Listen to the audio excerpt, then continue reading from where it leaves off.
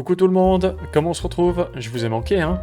J'espère que vous allez bien, moi ça va, mais je me suis perdu en pleine forêt, dis donc. Du coup je me suis dit, le temps que je me sorte de là, ce serait l'occasion de faire une petite vidéo. Non? Qu'est-ce que vous en pensez? Alors je vous dis bienvenue, ravi de vous revoir, et dans cette vidéo on va parler essentiellement d'ombrage, des ombrages dynamiques et en temps réel dans Unreal Engine, version 5.2.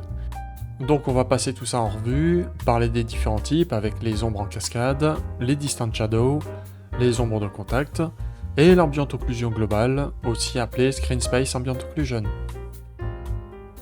Alors vous savez quoi? Eh ben on perd pas de temps. Allez, go!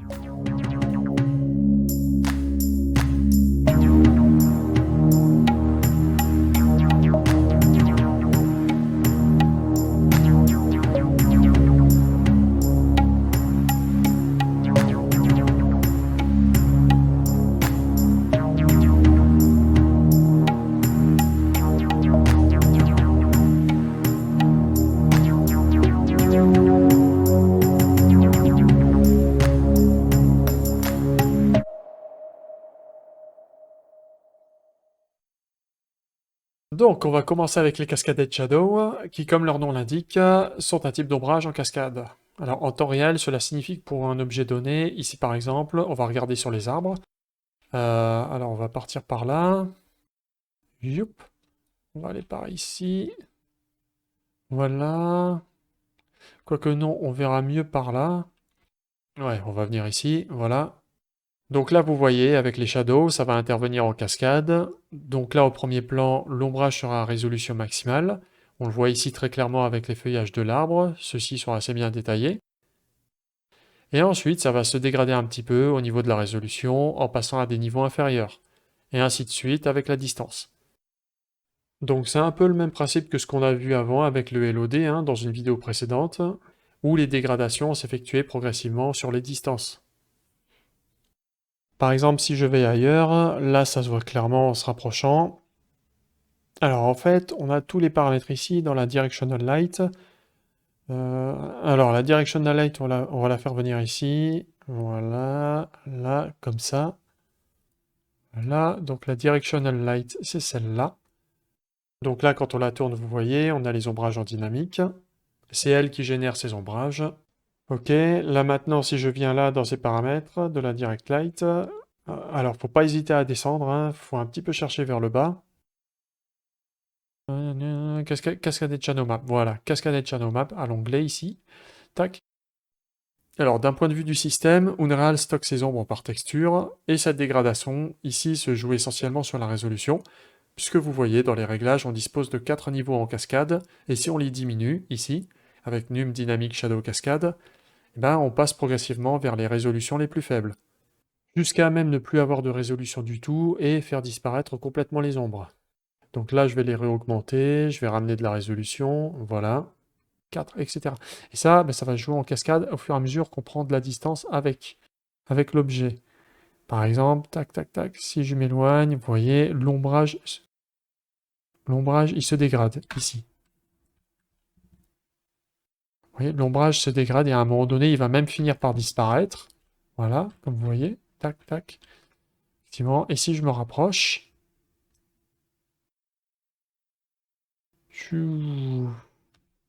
voilà. Donc là, vous voyez, par exemple, ensuite, on a la distribution exposant.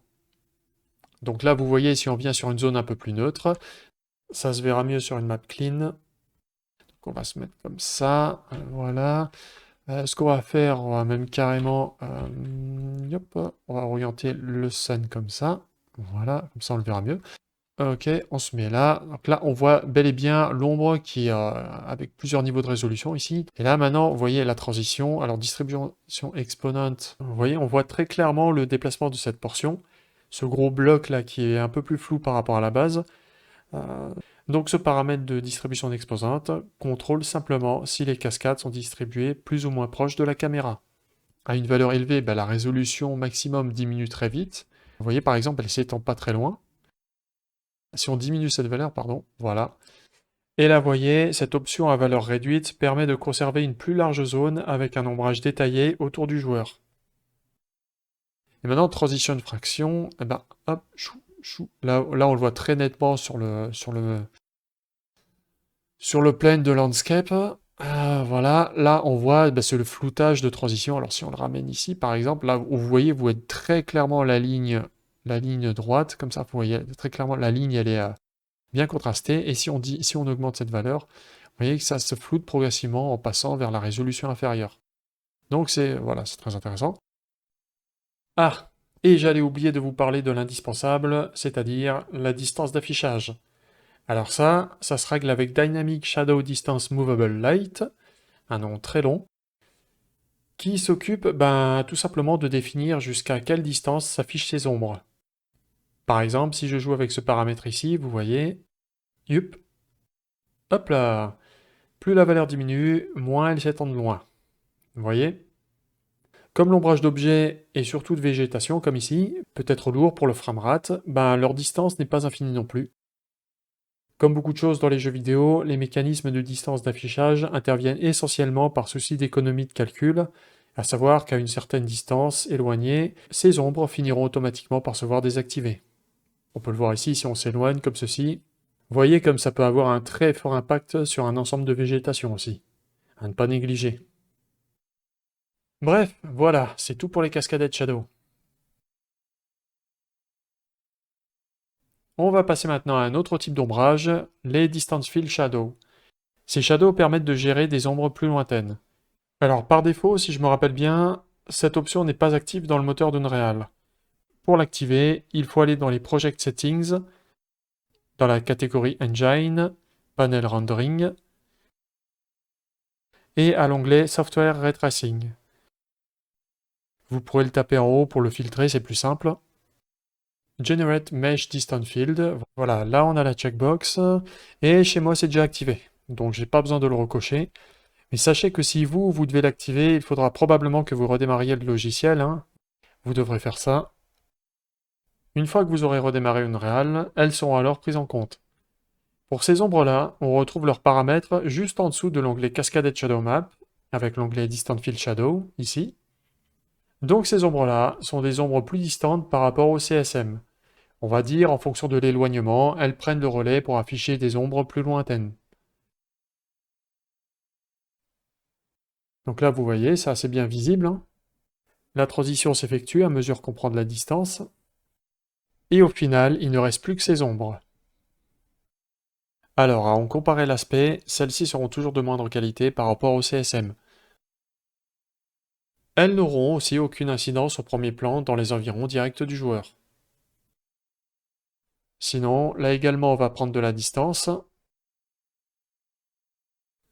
Donc là on a les dernières ombres en cascade, ici. Voilà, je vais les désactiver. Et là on se rend compte que les seuls objets qui peuvent générer des distant shadows sont des static mesh. Alors, il faut savoir que ces ombres s'appuient sur une génération de textures volumétriques, elles-mêmes directement basées sur le maillage des objets. Les foliages, comme vous pouvez le voir, ne les prennent pas en compte. Donc à longue distance, ils ne généreront pas ce type d'ombrage.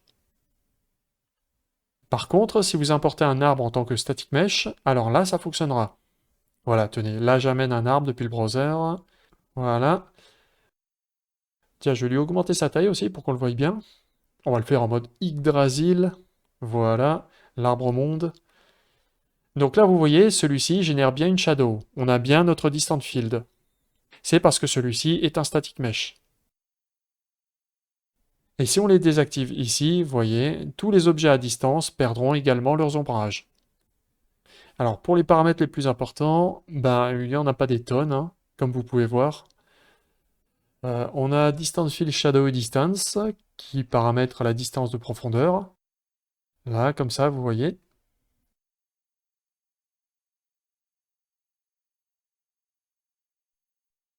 Là, on a simplement la checkbox qui permet d'activer ou désactiver l'effet. Ensuite, on a Trace Distance qui représente la limite de projection maximale de l'ombrage. Et Ray Start Offset qui est un petit peu une valeur de seuil. J'ai du mal à comprendre ce que ça fait concrètement, mais je pense que ça doit avoir un effet limitatif. Bref, très peu de paramètres ici, si ce n'est la profondeur d'affichage et la distance de projection. Voilà, c'est tout pour les distant fields. Ah oui, dernier point, pour voir la génération des distant fields à partir des maillages, vous allez dans Show, Visualize et Mesh Distant Field. Voilà, c'est ce que je vous ai montré tout à l'heure. Ça permet de voir comment sont générés les ombrages sur la base de textures volumétriques.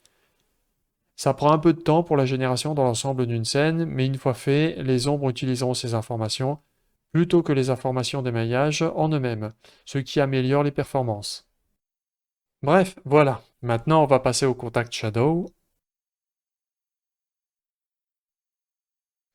Alors maintenant, on va passer à un autre type d'ombrage qui sont les Contact Shadow. Alors, les Contact Shadow, ce sont des petites ombres additionnelles qui sont projetées à la base de tous les objets. On peut retrouver celle-ci dans tous les types de lumière, hein, mais aussi dans la principale, puisque là on l'a avec la Directional Light. Celles-ci sont très basiques. Alors, pour voir leur action, on va venir se situer ici, voilà, sur les herbes, un petit peu comme ça, par là. Là, vous voyez, les herbes ont tendance à manquer d'ombrage à leur base et semblent un petit peu flotter sur le sol. Alors, c'est pas très flagrant, on va peut-être venir par là, voilà. Donc voilà, que disais-je? Avec les cascaded shadow, oui, eh bien, c'est bien, mais parfois, dans le cas de petits objets, ça ne prend pas bien en compte la base qui rentre en contact avec le sol. Donc on va corriger ça. Alors, toujours dans les réglages de la directional light, la lumière principale, on va venir ici.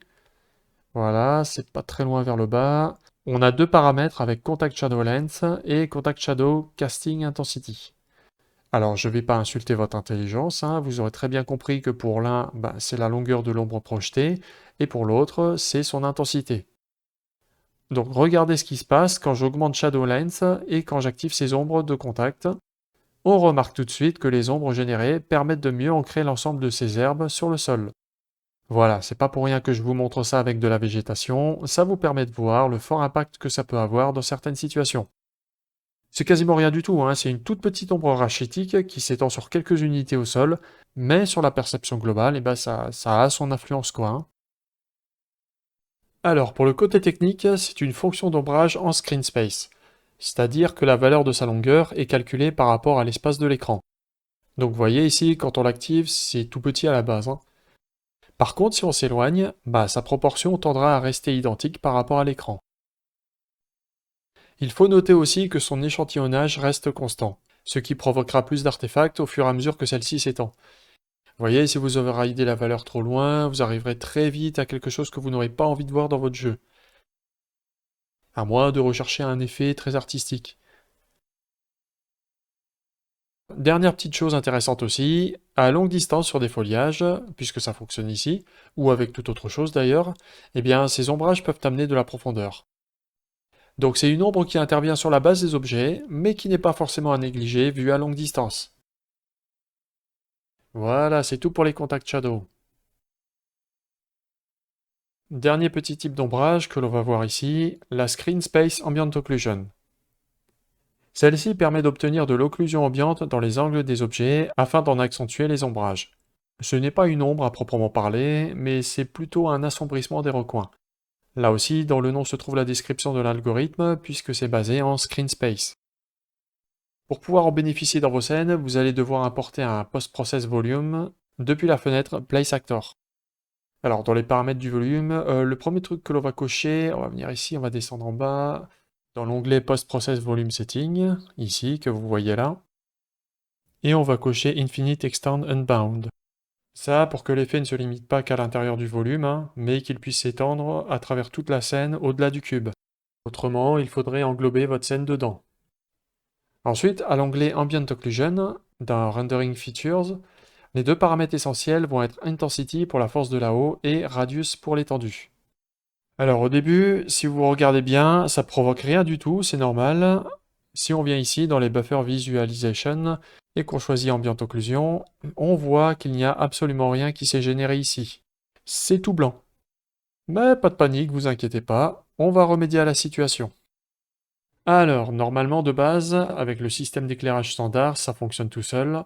Mais comme moi je suis sous Lumen, ici présentement, vous voyez, je l'ai activé dans les Project Settings, on va devoir rentrer deux petites lignes de code pour que cette ambient occlusion soit effective. Alors, pour ces deux petits scripts, on va venir ici en bas dans la console. Le premier sera r.lumen.diffuseindirect.ssao, que l'on va paramétrer sur 1. Et le deuxième sera rlumen screen propagator short range AO, que l'on va paramétrer sur 0.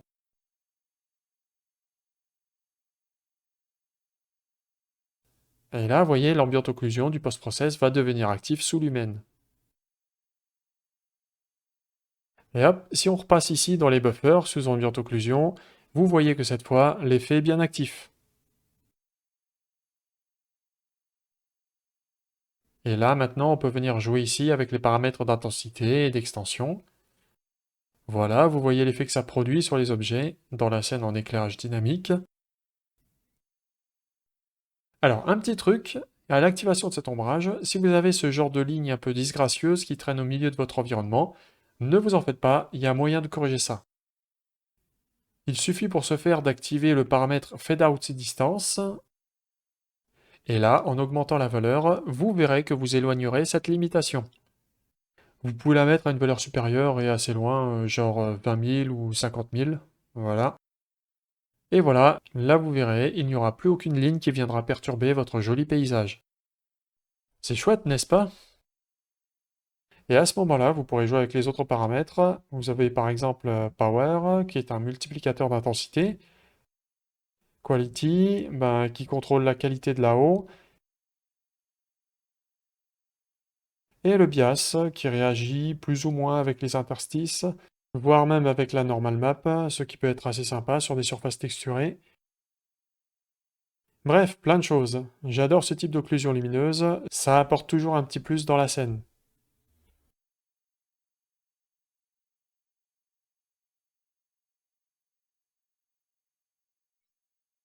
Dernière petite chose, on va voir un petit truc sur un autre acteur avec la Skylight.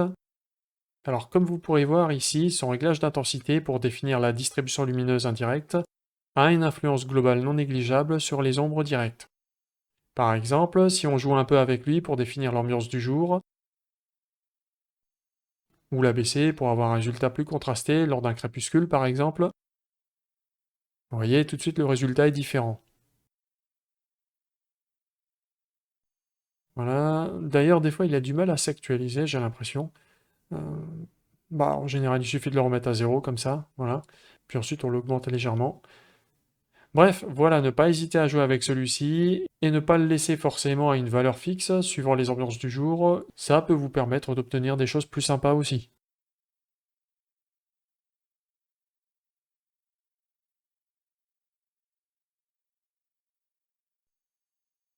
Et voilà, cette vidéo va s'achever ici. J'espère que vous aurez apprécié et que ça vous aura permis de mieux comprendre les ombrages si vous débutez.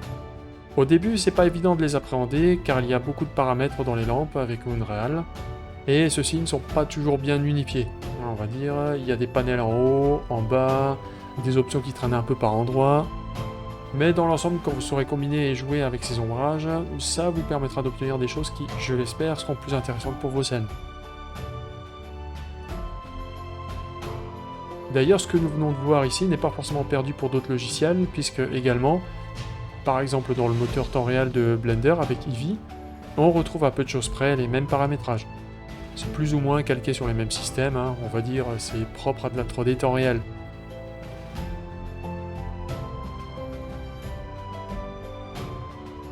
Sur ce, j'ai envie de dire, amusez-vous bien avec vos scènes, si vous êtes dans Unreal, ou tout autre logiciel d'ailleurs.